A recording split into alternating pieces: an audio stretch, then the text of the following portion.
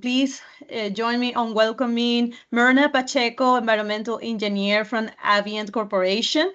She's a seasoned chemical engineer with over 15 years of experience in the environmental field, with a solid educational foundation that spans studies in Mexico, Germany, and the United States. Myrna has developed a global perspective and expertise in addressing complex environmental challenges. And complementing her engineering background, she holds a master's degree in legal studies, along with certifications in environmental law and policy and oil and gas law and policy. Her professional experience encompasses sustainable technologies, energy efficiency, and process improvement, as well as expertise in environmental regulations and management systems. Throughout her career, Myrna has successfully led initiatives that focus on reducing greenhouse emissions, conserving resources, and ensuring compliance with environmental laws in diverse industries and countries. With her unique combination of technical acumen and legal knowledge, Myrna is adept at bridging the gap between regulatory requirements and practical implementation, creating impactful solutions that align with corporate sustainability goals and global environmental standards. Please, let's welcome Myrna. We are very excited to have you here today. And now I'm going to hand it to you so you can continue with the presentation. Well, thank you very much for this introduction. And good morning, everyone. And well, good afternoon, everyone. And thank you for joining us. Next slide. Today, we are going to talk. Oh, no, the first one with the title, please. Okay. Previous one. Yes, thank you. Today, we are going to talk about effectively gathering, analyzing, and managing environmental data in industrial environments, because environmental data management is no longer just a regulatory checkbox or a corporate social responsibility initiative. It is now a fundamental part of doing business in a sustainable and profitable way. And there's a growing recognition within industries themselves that effective environmental practices lead to operational efficiency, cost savings, and even competitive advantages. This represents an opportunity to innovate, optimize, and lead the way to sustainable practice. So that is our introduction to our theme. Please, next slide. The objectives that I have for today's session are learn how to gather, analyze, and manage environmental data effectively, understand the critical role of tracking environmental metrics, explore the benefits of these practices for regulatory compliance, sustainability, and cost savings. As we move through today's agenda, I encourage you to think about how these insights can apply within your own organizations. And once again, thank you for being here, and let's dive into our first topic. Please, next slide. So our first question is, why do we collect and manage data? First, regulatory requirements. Failing to keep pace with data and regulatory demands can lead to environmental non-compliance, risking your license to operate. Tracking environmental data is essential for staying compliant with environmental regulations. By tracking your environmental data accurately, you're able to demonstrate compliance and able to address issues before they escalate. Next slide, please. Why do we collect management data? Another answer is for sustainability and reports and operation. I think something is going on with you. Okay, perfect. Thank you. Second, sustainability reports and operations. The second reason to track environmental data is to foster sustainable operations, because long-term environment stewardship allows you to measure your impact and to take responsibility for it by doing what is right for the planet. And because enhanced reputation and trust occurs by tracking and publicly sharing environmental data that demonstrates your commitment to sustainability. Efficiency and cost reduction is the third and perhaps the most compelling reason to track environmental data, due to the economic advantage it brings. Many people assume environmental management is an expense, but in reality, it is a driver for efficiency and profitability. For example, identifying inefficiencies to save cost could help you to gain also access to sustainability incentives. The fourth is internal corporate reports. They are a key to communicate with the stakeholders about companies' commitment to sustainable practices and basically the impacts on the society and on the planet. The fifth is visibility with overlapping reporting obligations. And I am sure that a lot of people, a lot of the people who is connected to this call is going to relate with these multiple reporting obligations. Managing data effectively is crucial for organizations with multiple reporting obligations. By creating and integrating a system for data collection, analysis, and reporting, processes can be streamlined and it basically helps us to be more efficient and be more efficient working with different frameworks. Sixth, limiting exposure to environmental liabilities. This can be accomplished by implementing environmental management systems such as ISO 14001, participating in compliance incentive programs offered by federal and state governments, identifying training needs, and requesting management support. Please, during this conversation, feel free to add your questions in the chat, and Marlene or Pablo will let me know if there's any question while we are talking about this item. So, or write your questions and let's ask at the end of the presentation. Next slide, please. Sorry, I think there's a delay, right? Yes. Mm-hmm. No, but that's very good. So we have to have a data management plan to collect data from internal and external resources. The internal data metrics to track could be production processes and resources input. Related to production processes, every industrial process has outputs, some of which are harmful to the environment. For instance, combustion systems release emissions, while manufacturing processes generate waste. It is important to monitor these outputs to allow us to assess our direct impact on the environment and our processes. Also, as we mentioned before, we have resources inputs such as energy, raw material, and water usage, which are essential to be able to calculate our resource consumption effectively. And having these metrics is going to help us to identify the areas of improvement for conservation. Next slide, please. So internal data is critical, but it is important not to overlook the impact of external factors. First, review your permits. You need to understand the effect of your operations on the permits. If operational changes are planned to happen, make sure you have all the information necessary to engage with the stakeholders to address any environmental concerns before operational changes happen.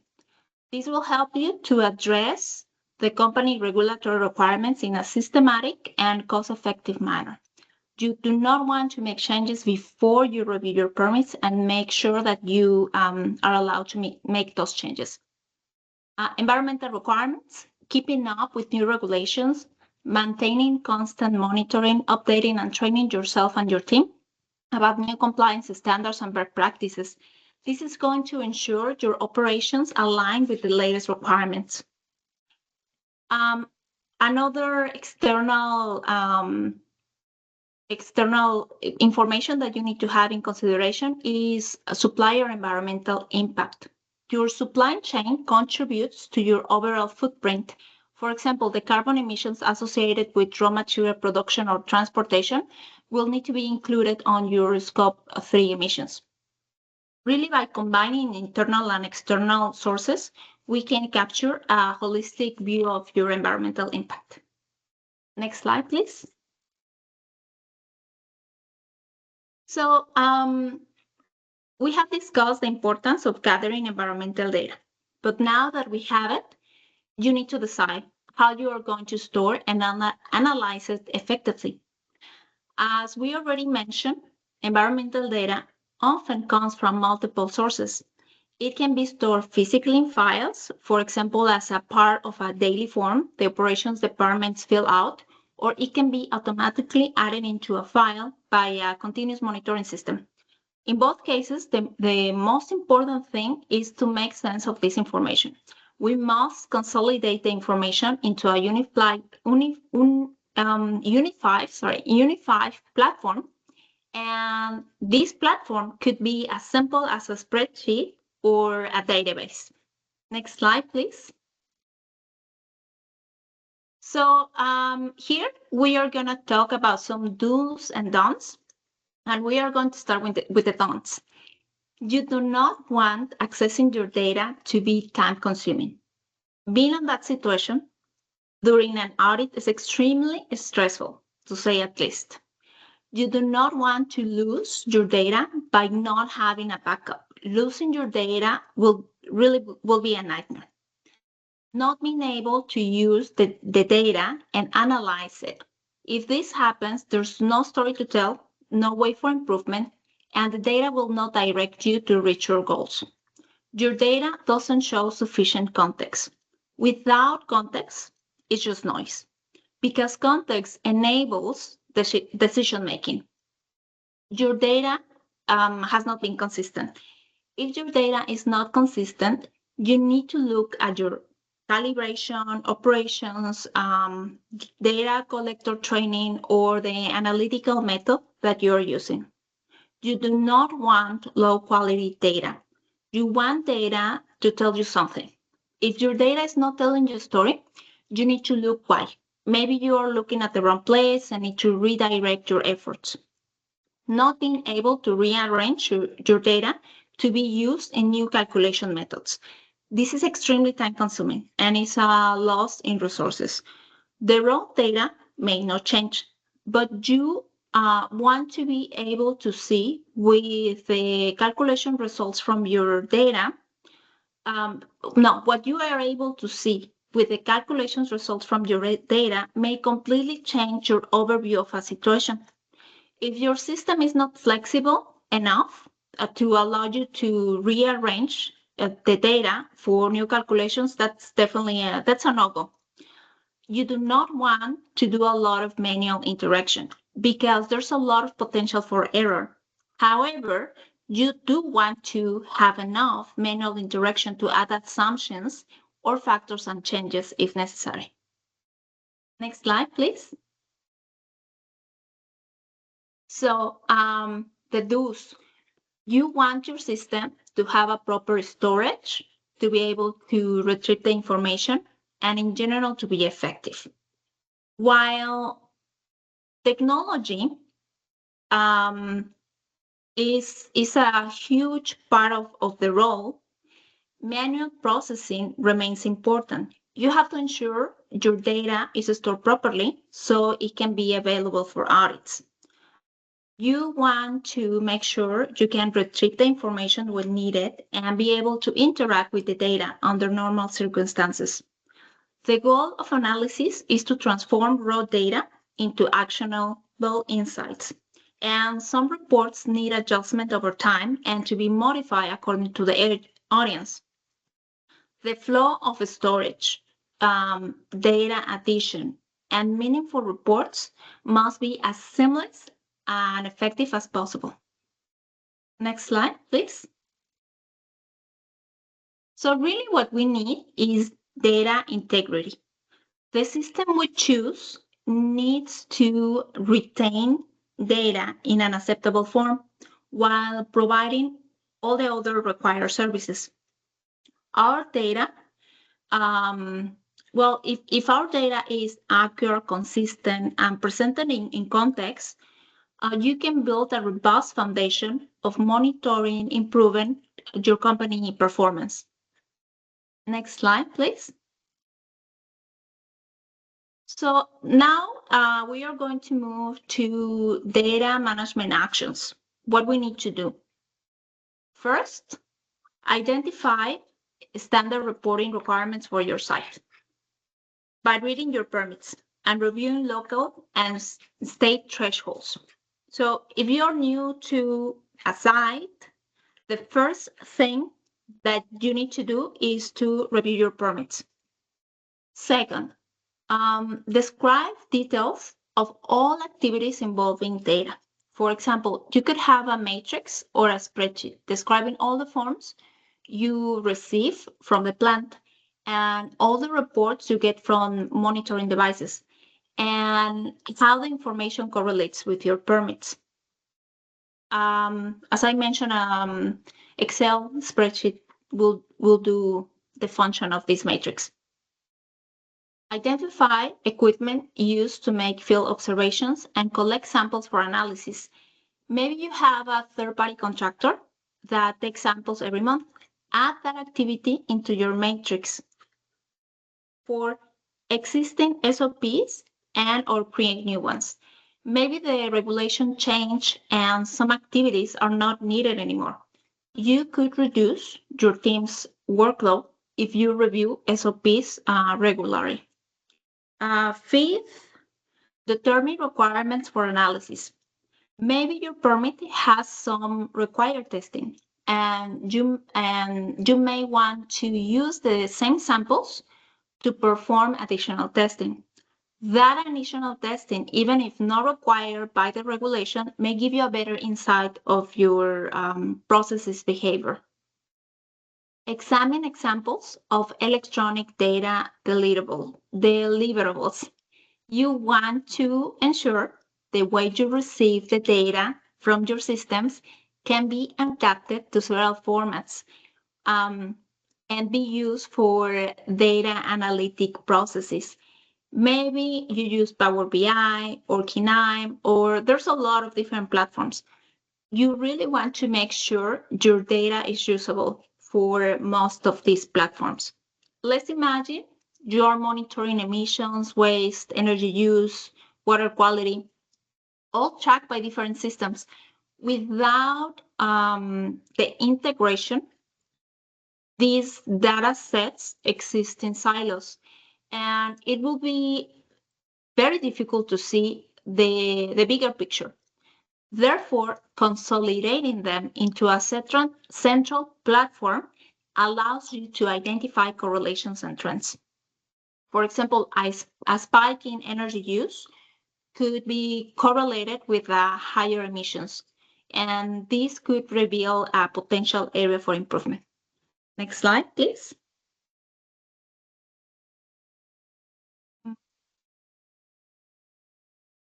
My throat is getting dry. So now let's move to data management actions. No, sorry. The data management plan. So what do we need to document? We need to document key elements of the data management plan. So let's say that we need to collect emissions. Which emissions are we going to collect? Carbon dioxide or other green gases? Do we need to collect waste? Which type of waste do we want to collect? Do we need to keep track of solid, liquid, hazardous, non-hazardous? What is going to landfill? Energy use. Do we want to collect electricity, gas, or other type of fuels? Information. Water use and quality, for example, if we want to have the volumes or we want to focus on the quality of the discharge. We want to make sure that the size and complexity of the data management plan reflects similar characteristics of the data. So let's make sure that we are very specific and that our data is data can be used, as we mentioned before, on different platforms. So it can be worked out easily and have a proper flow and be able to reflect the information that we want to show to the stakeholders. A data management plan can range from a single page to multiple chapters. And to be honest, it can start very small and grow within your organization. The exercise of documenting data solidifies your understanding of the company's environmental needs and serves as a foundation to understand environmental risk and opportunities and provides clarity while fostering accountability. Next slide, please. So in a nutshell, the data plan best practices are always create a data management plan. Scale the plan accordingly to requirements. Identify key elements as roles and responsibilities, data model standards, and data management procedures. You could compare your environmental metrics to industry standards. How does your energy efficiency compares to similar organizations? Benchmarking not only identifies areas for improvement, but also highlights where you are excelling. Next slide, please. So we already know what we need to consider, what we need to document, and the best practices to make it happen. Now is decision time. Are you going to choose to use a spreadsheet or a database? Ask yourself key questions about the data model. How much data do I have? Are there numerous connections between data elements? How critical is consistency of the data? Ask yourself key questions about capabilities. Do we have in-house database experience? What other organizations with similar missions and data are doing? Are there contractors on board with experience? Your monitoring devices and environmental management software must work together. This requires adopting systems with standardized formats, which enables data to flow across platforms without manual intervention. As a result, you will have a cohesive view of your environmental performance that saves time and reduces errors. Data integration really is the foundation for meaningful analysis. Once your data is unified, then you can dive into a deeper insights using analytical techniques. Next slide, please. So how to choose the data management approach? Are you going to go with volume? If that's the case, remember that one size does not fit all. More data means a robust data management. As we mentioned before, a spreadsheet can be acceptable as a data management tool for small volumes of data. Are you going to go with complexity? Understand the model that drives your work. Review the number of things that you want to tackle with the environmental data, meaning, do you want to create a system that does analysis, compliance, performance, innovation, carbon accounting, resource management, or cost savings? Pattern the data model after the approach. The data model should accurately support facility operations and decisions. So it's really a tool for you to make decisions. Consider final reporting needs, as we mentioned previously, but also special analysis that can assist you to meet your goals. You could reduce the data complexity to your stakeholders by using dashboards and to providing visual representations of your environmental matrix. Next slide, please. You could also base your approach on knowledge. Developing a database requires some specialized knowledge and capabilities. Ask yourself, does my organization support databases? Definitely don't be afraid to step outside of your comfort zone, but be realistic about your company's internal resources and investment capabilities. With a well-structured approach to collecting and managing environmental data, you can address compliance and innovation, no matter the size of your organization. Next slide, please.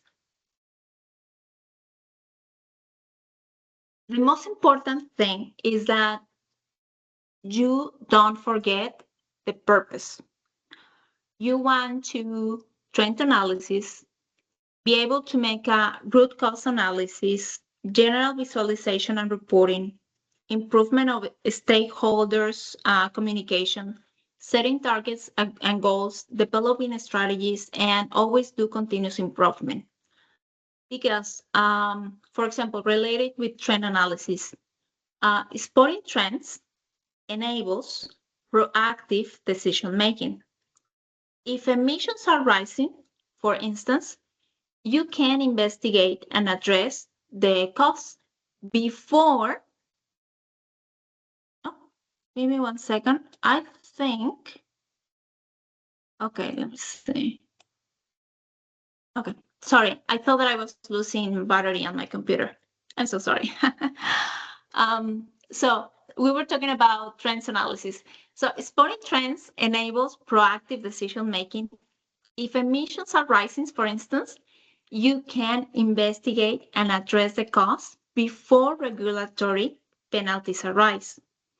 Talking about the root cause analysis, once you have identified an issue, root cause analysis helps you determine why it's happening. For example, if energy use is unexpectedly high, it is due to outdated equipment, inefficient processes, or human error.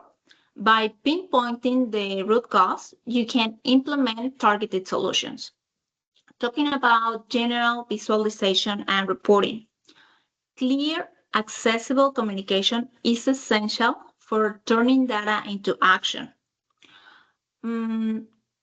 Improve stakeholder communication. Related with that point, this can be done, as we mentioned previously, with effective reports that summarize complex data into clear visuals, like graphs and charts that highlight key achievements, such as emission reductions or resource conservation. Related to setting targets and goals, you have to set goals that are measurable and clear. That is one of the first things. You really want to focus on those goals. Developing strategies. Related to that, data analysis, should inform your environmental strategies. Use data to identify and fix inefficiencies in your operations. Talking about continuous improvement, for sure, environmental management is not a one-time effort. It is an ongoing process. And even if you think your system is perfect, there are always going to be opportunities for improvement. Therefore, routinely review your performance data and refine your strategies. Next slide, please. Thank you. So to summarize the benefits of effective environmental data management, we have compliance management. Stay in compliance with environmental laws helps you to avoid fines and penalties, and for sure, operational disruptions. Comprehensive data management also ensures that you are prepared for audits, and that by itself reduces stress and enhances trust with regulators.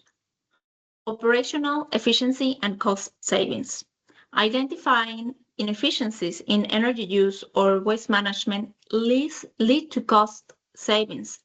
Many companies have achieved significant reductions on expenses through sustainability initiatives.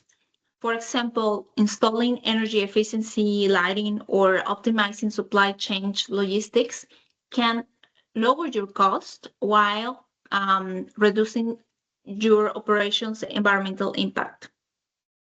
enhance stakeholder relations.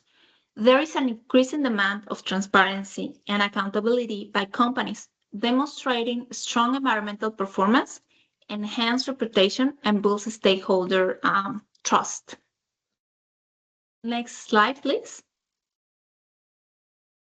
So one of the most important things is to keep improving. Definitely, environmental management is an ongoing journey. The world is changing rapidly, and we must commit to continuous learning and improvement.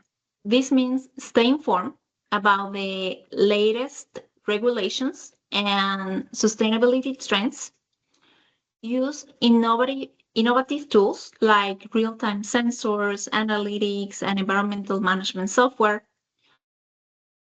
The number one for me is collaborate, collaborate, collaborate. I cannot say it louder, collaborate. Everyone wants to be part of something meaningful.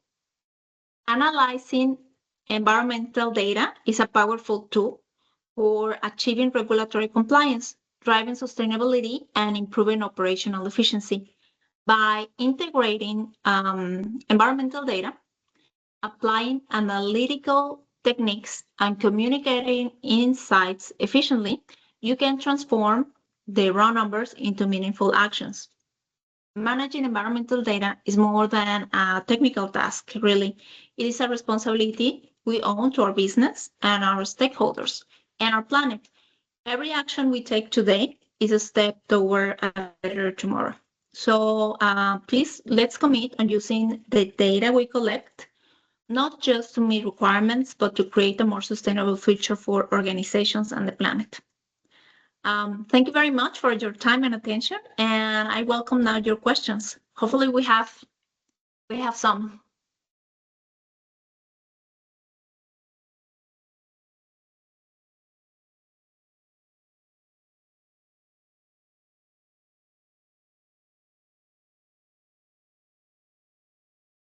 Hello, Myrna, thank you so much for this insightful presentation. Let's see if we have some questions in the chat.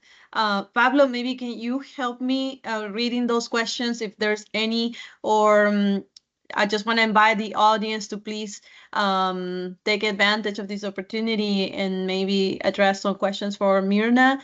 I think you're able to unmute your microphone, or you can also drop the question in the chat. Yep. Thank you, Myrna, for the presentation. That was like really good information. We do have like one question in the Q&A from Gillian. He says like, what are some commonly used software platforms for managing the environmental data? Yes, there's a lot of companies that have this type of softwares. Really, it depends of how much do you want to spend, really, and which is your approach. You can manage that yourself by, as I mentioned before, software as Kinime. That means that you create your platform, you create your own calculations and your dashboards. That is, they have to, for example, Kinime is a German platform, and they have two ways of doing it. The first one is basically a free software, and I would recommend you to use that one in case that your site is small or and you don't have a lot of priority information, like confidential information. So then you could use that platform. You could also use that platform and pay for it. It is this. When you pay for it, you make sure that the confidential information is protected, and you do pay mensually, or every month. You pay every month a fee, and also you pay for the volume of data that you are managing. But the calculations are not done for you. you have to do all your calculations in the platform. Also, you have another one that is here in the United States. Oh my gosh, I have the name and I just lost it. But there are another companies like, for example, Schneider's has also a platform, and this is really nice. They do the dashboards for you, and well, you can also create your own dashboards. It's supported by Schneider's, and it's very complete. And that one is a very well integrated platform, and it really it depends on what would you like to know. Also, I don't think that I left my email. But Marily, could you please share my email on the Q&A? That's fine. If someone has a specific question like that, I could send you an email with different options. But really, it depends. I will need to know more about your case to be able to give you the best or the one that I think is the best option for you, depending on your data needs. Thank you, Myrna. So now I have like a question. When you were talking about like the footprint evaluation for managing the environmental data, you said like you also like have to track your suppliers' footprint evaluation. So the question will be like, how do you ensure accuracy and consistency of the supply provided data in the footprint evaluation for the environmental data management? Yes, that is a very very up to date question, Pablo. Yeah. Yes, exactly, and I'm sure that's a question that many companies and a lot of people has, because we are all new on or semi new on these items. And the question is, how do I trust, right, that my suppliers either are giving me the right information, or if there are going to be suppliers that they are just a mom and pop store, and they don't even know what you're talking about. So for those type of cases, you could make assumptions, and there are some guidelines already established. Actually, I have them printed somewhere here on my documents, and that document specifies which are the assumptions that you could take. And even if you don't have the full information, you can say, okay, I did this calculation based on these assumptions. And maybe the first year you're not going to have your footprint evaluation as in detail as you would like to, but you do as much as you can. And then the next year you request the same information to your provider and explain them what you did the previous year and which were your assumptions, and ask them to confirm those assumptions. And then every year, everything will be more in detail.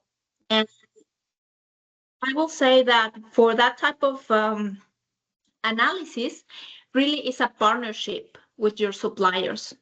You have to receive the information from them, but also you are going to need to teach them how do you want that information to be delivered and how they can do those calculations themselves and then provide them to you, because I am sure that you're not going to be the only one who is going to be requesting that information from them. Yeah, definitely. Thank you, Myrna. Another question that I have that comes to my mind is how often should like a data management plan be reviewed and updated to be like effective?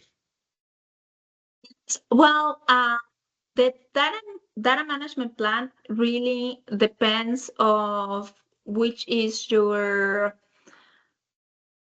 your baseline, which is what are you following? For example, if you are following the ISO 14001, then you will need to review according to that standard. But if you're following another type of standard, then you will need to review with another type of standard, right? So the answer will be like, check at the standard that you're using and follow the recommendation of the standard that you're using. Best practices, I will recommend to do an audit annually to keep everyone on track. And because there's going to be processes change a lot from one year to the other. Focus in a company can change from one year to the other, and you have to make sure that your environmental data is kept as an important focus for the company, not only because you want to do what is best for your community, but you also want to be in compliance, right? And an environmental management plan is going to give you this overview. It's really going to help you to put light on those dark corners that sometimes are not reviewed very often by companies. Thank you, Myrna. Let me check it in here. We don't have like more questions in the Q&A. We don't have like any in the chat. So I think we can handle it to Marley to do like the closing remarks. That'll be it. Okay. If there are no more questions, well, then just wrap up. Thank you very much, everyone, for being here today. Just know, please, that we're going to have another webinar in February 13 at 2 p.m. This time, we're going to have Dale Cranford, Energy Project Sales Engineer from Piedmont Service Group, talking about energy efficiency best practices. So this afternoon, you should be able to get the slides from today combined with this invitation, and encourage you to register for this event. And thank you so much for the support for all the last year events, and looking forward to see you in the next webinar. Here are our social media as usual. Stay in tune with our information on LinkedIn, Instagram, and I hope you all have a great rest of the afternoon. Thank you, Myrna, and thank you, Pablo, for supporting today the session. Thank you very much, Marlene, Pablo, and to everyone who connected to this call. You could also find me on LinkedIn. If you have any specific question about data management, please you could reach me there as Myrna Pacheco. Myrna, I will add your email into the slides. So if anyone here wants to reach out to Myrna later on, well, you'll have her information there as well. Thank you, everyone. I'll give you back 10 minutes of your time. Bye-bye. Thank you. Bye-bye.